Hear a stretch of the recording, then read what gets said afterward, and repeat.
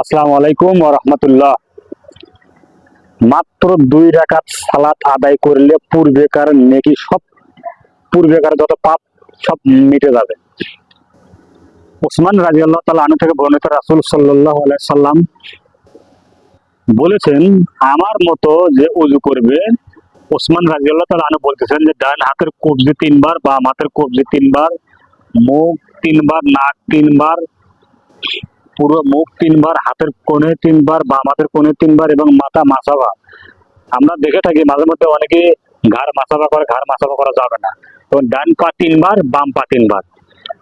আল্লাহ রাসূল সাল্লাল্লাহু আলাইহি সাল্লাম বলছেন, কেউ যদি আমার ন্যায় এইভাবে ওযু করে সুন্দর করে এবং ভয় ভীতি মনে নিয়ে 2 রাকাত সালাত আদায় করে, তাহলে ওই ব্যক্তির পূর্বেকার যত পাপ করেছে, যত গুনাহ করেছে, সব গুনাহ পাপ আল্লাহ ক্ষমা করে দিবেন।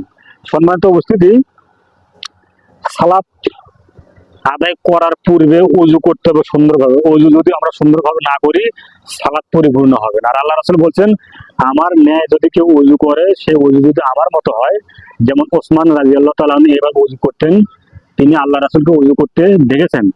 এইভাবে ওযু করে যদি কেউ চায়, 2 রাকাত সালাত আদায় করার পরে তার পূর্বেকার সকল পাপ গুনাহ আল্লাহ ক্ষমা করে দিবেন। আজকের পর থেকে আমরা সালাত আদায় করার পূর্বে সুন্দর করে মুহাম্মদ সাল্লাল্লাহু আলাইহি সাল্লামের পদ্ধতিতে ওযু করে, তারপরে ভয় ভীতি নিয়ে সুন্দরভাবে রুকু সিজদা ঠিকভাবে করে সালাত আদায় করব ইনশাআল্লাহ।